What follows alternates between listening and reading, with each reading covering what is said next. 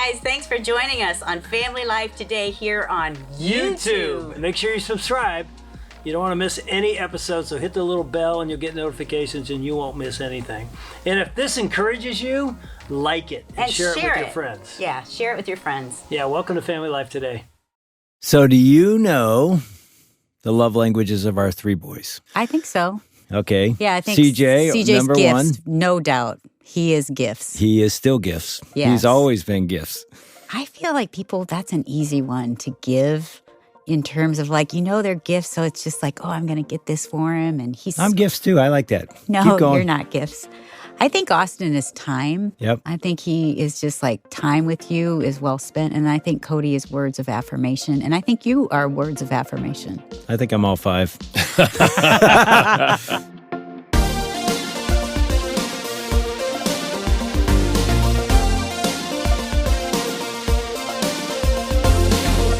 Welcome to Family Life Today, where we want to help you pursue the relationships that matter most. I'm Ann Wilson. And I'm Dave Wilson, and you can find us at FamilyLifeToday.com or on our Family Life app. This is Family Life Today.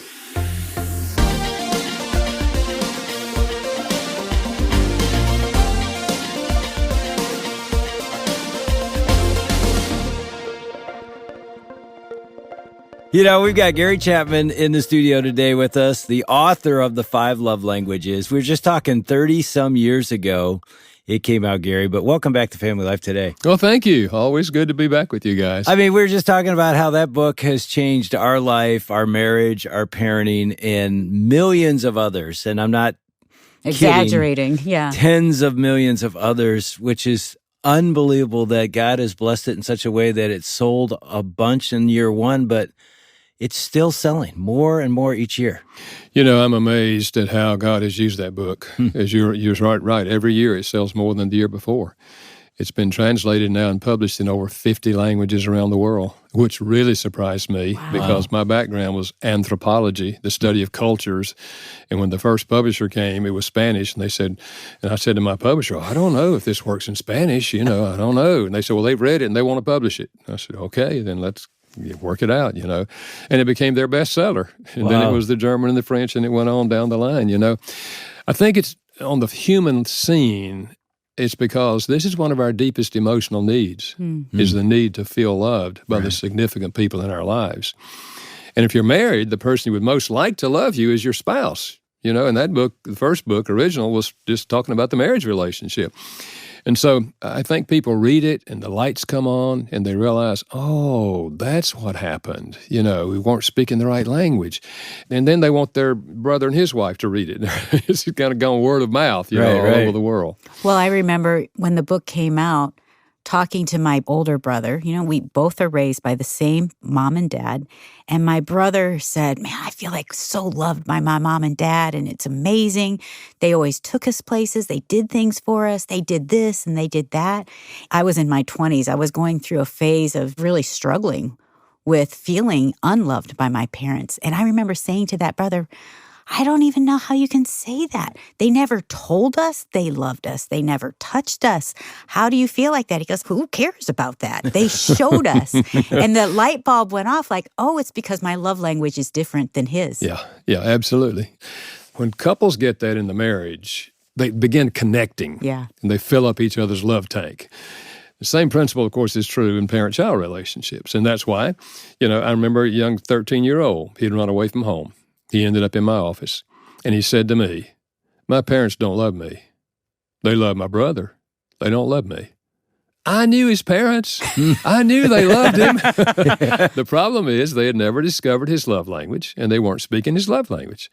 So they were sincere. They did love him, but he wasn't getting it emotionally. And that's why this is so important in terms of parent-child relationships. Gary, how did this even come to you? Well, it came out of my counseling. They would sit in my office over and over again, and one of them would say, I just feel like he doesn't love me, And the other one would say, well, I don't know why you wouldn't feel loved. I do this, this, this, and this. Why wouldn't you feel loved, And I knew people were sincere and missing each other. And so I actually read through, 12 years of notes that I made. And I said, when someone said, I feel like my spouse doesn't love me, what did they want? What were they complaining about? And their answers fell into 5 categories. And I later called them the 5 love languages. And I started using it in my counseling. You know, if you want her to feel loved, you got to speak her language. You want him to feel loved, you got to speak his language. I'd help couples discover their love language, challenge them to go home and try it. And sometimes they'd come back in 3 weeks and say, Gary, this is changing everything. So that's where it came from. And then later, of course, I wrote 5 love languages of children for parents of children, elementary age kids. And then later, the 5 love languages of teenagers. So because people would ask me, well, now, when they get to be teenagers, does their love language change? And I said, I don't think it changes, but you have to learn new dialects of whatever their language is, because what you've been doing, they now consider childish. So if words of affirmation is their language, you got to get some new words. You can't say, you sweet little thing, you know, I just love you, you're so sweet, you know. That's kid stuff, Yeah. You know? Don't talk like that to me. Got to get more adult words. And the same thing with physical touch. You demonstrated this in a program we were talking before when you said, you know, your 12-year-old, 13-year-old said, don't touch me. And so, you know, when they're 9 and 10, you can go out on the field with them and you can hug them after the game in front of everybody. They just eat it up. You do that when they're a teenager, they go, Mama, don't do that, Mama. Don't do that, you know. They still need touch. And so what happens, Gary, though, what we do is, as parents, we pull away, we stop doing it. Yeah, You're saying you just have to shift it. Absolutely. If touch is their language, they still need touch. You just do it in private. And you maybe give them high fives instead of hugging them every time. And another factor with teenagers is the emotional part of the brain in the teenage years is super, super active. So they're going like a roller coaster. You know, in the morning, if their language is physical touch, you can probably hug them and they'll just hug you back, you know. And in the afternoon, you try to hug them and they, oh, no, don't do that. You know? Because you don't know what's happened during the daytime. And their emotions are affected by their circumstances. So they had a bad day or something happened today, you know, they just don't want to be touched right now. So we have to be sensitive to that. But I don't think the love language changes in the teenage years, but I do think you have to learn new ways of expressing, which I call dialects, new dialects of their language. Really Yeah, and wise. you've written about it in your latest book, Things I'd Wish I'd Known Before My Child Became a Teenager. Let's walk through those 5, you know. In fact, we had some fun before you came in here, Gary. Our team, right over there in the production booth, Bruce and Jim and Caitlin, they put together the 5 love languages that teenagers show toward their parents. And I might have thrown in a little help as well. Teens throw back sarcasm, eye rolls. Number 3, procrastination, know-it-allism, or hiding behind my phone. Or here's an extra 6th one. The bonus one is the dad joke unappreciation love language. Underappreciation, yeah. They don't appreciate our dad jokes anymore. Anyway, those are just jokes. But Yeah, I wouldn't call those love languages, but I would say they're true. Yes. And every parent just heard those and thought, yes. How do I that's get what I beyond get that? from my teen. Yeah. But you've already talked about physical touch with a teenager is different than with a 10-year-old or a 5-year-old. Words of affirmation. How would you edit that or have a different dialect as they hit the teen years? Yeah, I think in the teenage years, you have to use more adult words to them. They need affirming words, but you're looking for things about them. You know, I noticed at the ball game the other night, when John missed that shot, you went over there and you encouraged him. Man, you know he felt badly about missing the shot. That's good, man. When you give an encouraging word to somebody, that's just super. So you look for things that they're doing that you can really affirm. You wouldn't have said that when they were 5 years old, but you're saying it now. You're looking for things that they're involved in now and affirming them for things that they're doing now. Or, you know, to say, hey, I really appreciate you taking the trash out. You know, that was very meaningful to me. Just looking for things around the house that the teen's doing that you can affirm them for. So I think it's just looking for different kind of words. Yeah. So you got the physical touch, you got the words. Now, with the words, how do you balance truth-telling? Mm-hmm. You know, it's going to come out negative or harsh, but, you know, they're teenagers. They're making, like you said, they're up and down. They may be making some poor decisions. You need to speak not affirming words at times. How do you balance Let's give an example. Let's say this teenager's in the kitchen. It feels like every time they're in the kitchen, they leave a huge mess. Everything's out. They made a sandwich. The That bread's can't out. be one of our kids. All the cupboards are open. There's junk everywhere. And then they leave their dishes in the other room. I think what you do is you affirm them for something that is positive about them. You say, you know, John, I just want to share this with you. I appreciate the fact that you tell them something that you really appreciate about them. And can I just give you one suggestion that would make you even better? And then you tell them the thing that you think would make them better about, leaving stuff in the kitchen, whatever, Yeah. So I think that way you've affirmed them. Like with adults I'm talking to, I say, if a wife's going to bring up something that her husband needs to change, tell him 3 things you like about him first. And then tell him. Does he ever go, okay, it's coming. What's You're the on number negative 2, thing? so. But you're saying it still helps. Yeah. It's exactly what God did. Remember in, I think it's Revelation 2, the church at Ephesus, God said, you're doing great at this and this and this, told them 3 things they were doing right, and then he said one thing. Serving the poor, caring for the needy, and then you've lost your first love. Yeah. So it's a principle, to do that with teenagers, just like you would do it with your spouse. Yeah. Tell them something 2 or 3 things you like about them, and then say, here's one thing that would make you much, much better, or something that I would really, now, really if you say the one thing and they go, all you ever do is and they eye roll. And you're sitting there thinking, I just said 3 positives and 1 negative. Do you just keep coming back? Yeah. First of all, you let that response go. You don't clobber them on the head for having that kind of response. You just ignore it. They're being human. They're being human, okay? You let that response go. They're going to walk away, and they're going to think about those 3 things you told them. And they're going to think about what you asked them to do, and probably they'll do it. But if you come down on them, for getting upset, then you've lost the 3 positives. Yeah. And you've sort of ended the conversation. But I think that's a great principle in our homes, and we've said this before, but start looking for the good. Yeah. That really makes an impact. Yeah, absolutely. Absolutely. Well, and, I was just thinking, we've already talked about physical touch, but I know as a dad of 3 sons, when they were little boys, physical touch felt easy to me. I didn't grow up with a dad that was even in my home, so I didn't really have that. But when they were boys, I'm jumping into bed with them. We're crawling around on the floor. We're on the trampoline. Yeah. I'm hugging them. I'm kissing them on the cheek. I remember as they became men, 14, 15, and you got close to their cheek and there was a beard starting, it felt awkward. It's like, oh. And it wasn't even on them as much as on me. Like, oh, do I hug them like I did when they were kids? Yeah. Well, it's going to be different. And but I felt myself pulling back, like man to man. It's more of a, hey, fist bump, which obviously is okay, but they still want physical touch, right? Yeah, just in the right place. Yeah. In the right time. Yeah. And I think here, since you mentioned that, a lot of fathers of teenage daughters will pull back from hugging them or kissing them on the cheek because they've heard so much about sexual abuse and they don't want to do anything wrong here, and they pull back. And if their language is physical touch, I say to those fathers, if you don't give them hugs, they'll find an 18-year-old boy who will. Don't draw back. Don't draw back. Now, certainly, the sexual abuse thing, there's no place for that in a relationship. But giving them hugs, particularly if this is their language, giving them hugs and giving them a kiss on the cheek, they still need that from you. Yeah. What was your daughter? Was it awkward as she started to mature, as she's becoming a woman? Do you remember that phase? Her language was quality time, and I really focused on that. I did hug her. You can kiss her, but not as often as I would if I'd have known physical touch was her thing.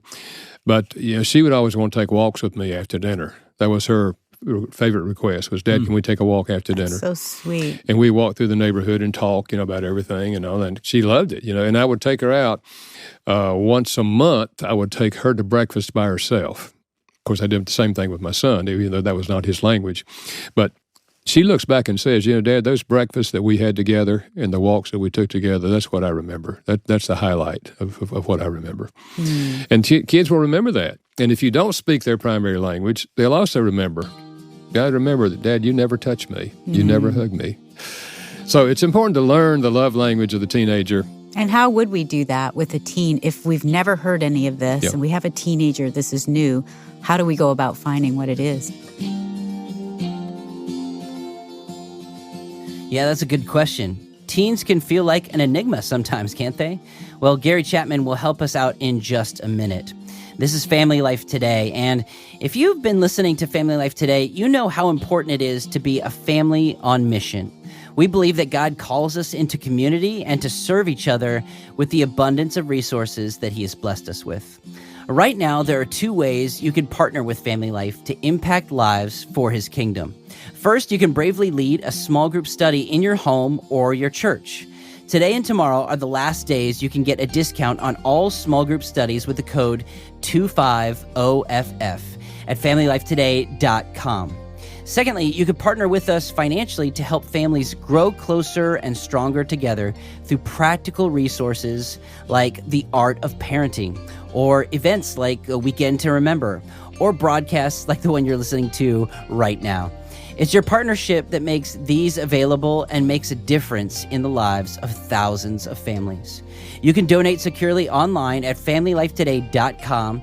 And as our thanks, when you give today, we'll send you a copy of Jenny Allen's book, Find Your People. Again, you can give online at FamilyLifeToday.com or by calling 800-358-6329. That's 1-800-F as in family, L as in life, and then the word today.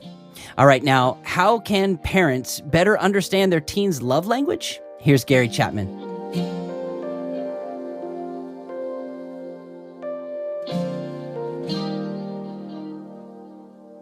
3 simple ways. One is to observe their behavior. How do they respond to you and other people? If you hear them affirming other people, verbally, then that's probably their language.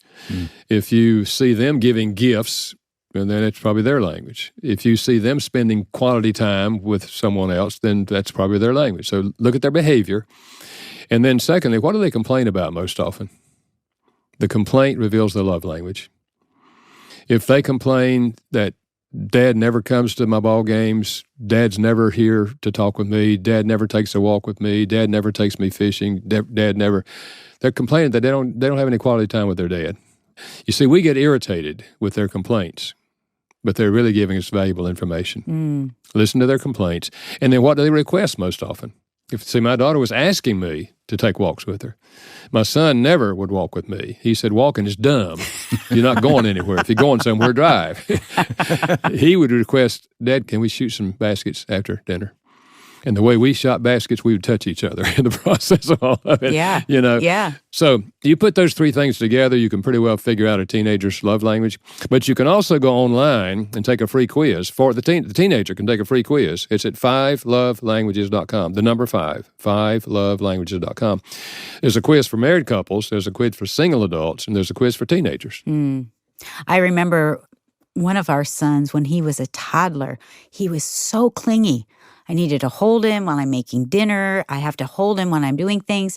But he would constantly, as he's whining, that whining, and I'm trying to get dinner, but he would constantly say, Mom, play with me. Mom, play with me. Mom, play with me.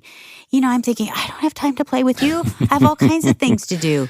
But after reading your book, I remember thinking, I just need to give him my focused attention, even if it's for 15 minutes. Yeah. And so at a certain time of day, I would say, let's spend 15 minutes together, just me, just you, and let's just play.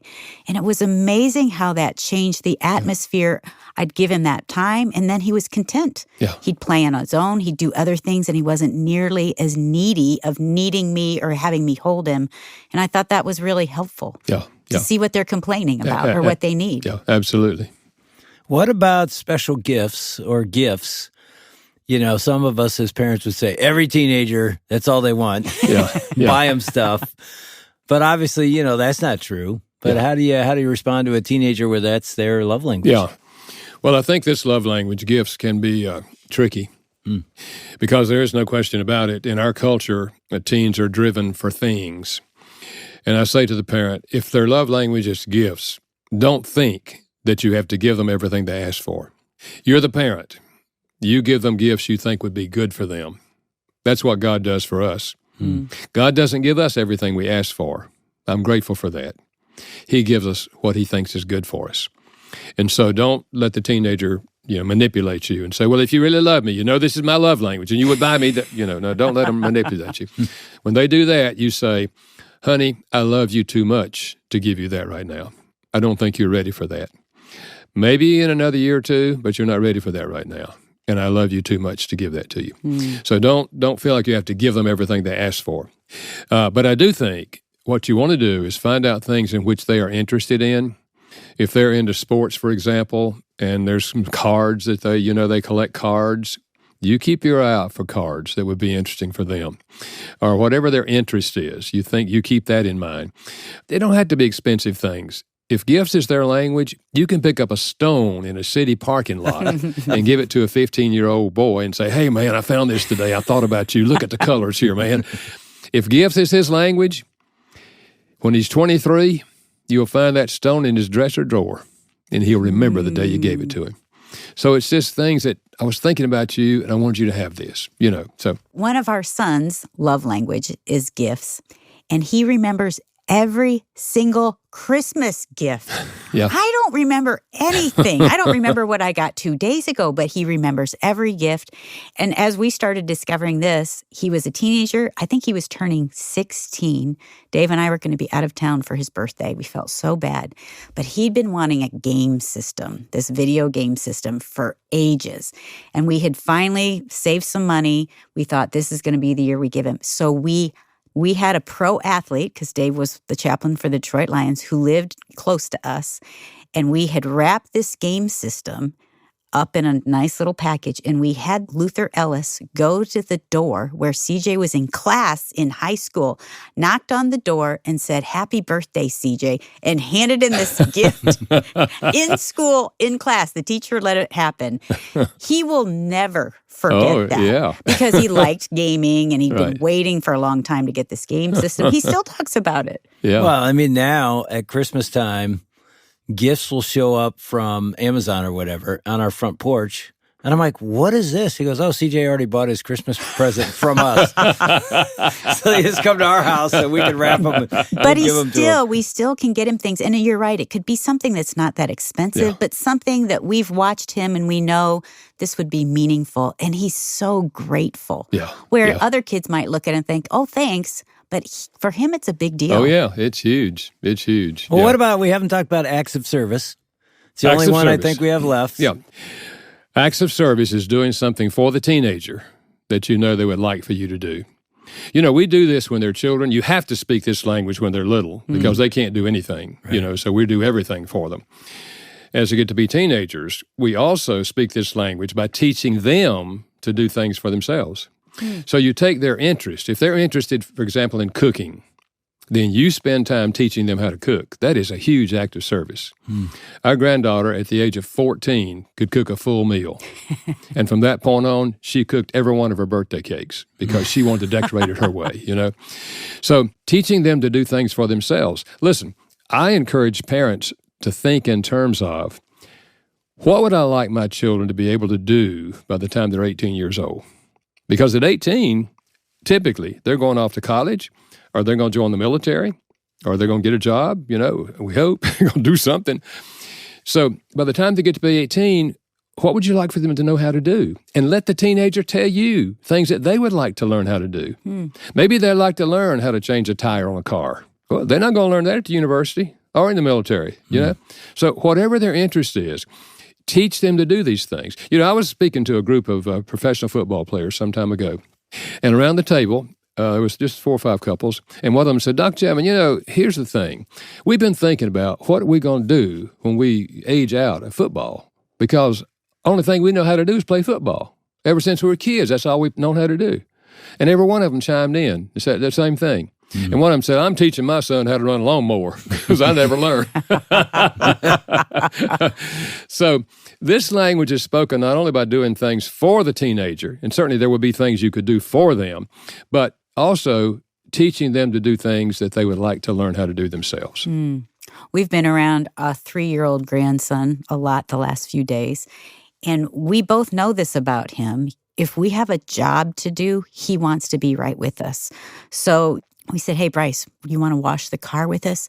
He's ecstatic. Oh, yeah. He's helping us, and he'll say this, "What else can I help you with? What else do we need to do? Do we have some jobs to do?" So kind of watching that, would you say he probably has? Yeah, I would guess that's his language. Yeah. Yeah. Because Jenna, his mom, said, if I need a little time for myself, I'll say to Bryce, "Do you want to do the dishes?" And he'll stand up there for 15 minutes doing the dishes, fully content, so happy. And so that's a really good clue. Yeah. If you find your kids loving Yeah. chores around the house or helping you do the laundry, that could be maybe Yeah, absolutely. their love language. Absolutely. listening to you talk about that inspires me. Of course, my kids are older and so are yours.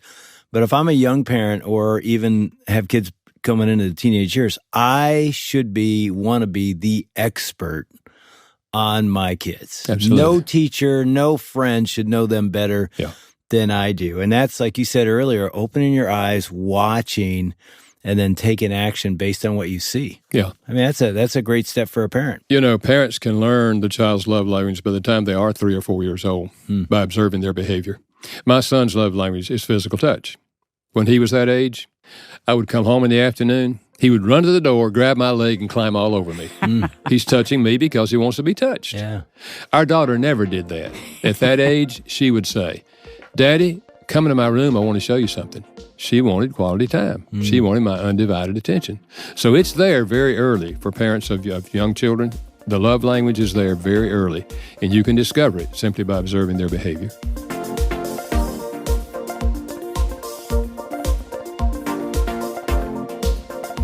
You've been listening to Dave and Ann Wilson with Gary Chapman on Family Life Today. His book is called Things I Wish I'd Known Before My Child Became a Teenager. You can get a copy at FamilyLifeToday.com. Are you part of a small group? I love my small group because it's a place that I am known. I feel loved, accepted, and cared for in the ways that Christ has made me. Community is so important because we are not meant to do this life alone. We're meant to help carry each other's burdens, encourage each other towards Christ, and to experience God through our relationships. If you're looking for studies for your group that will help strengthen relationships, check out our small group studies at FamilyLifeToday.com and use the code 25OFF, that's 25 off, to save on all small group studies today and tomorrow.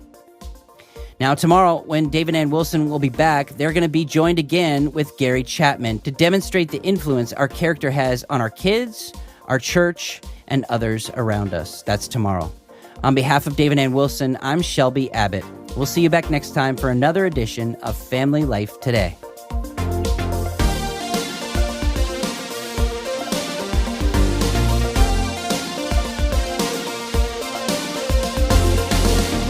Family Life Today is a production of Family Life, a crew ministry, helping you pursue the relationships that matter most.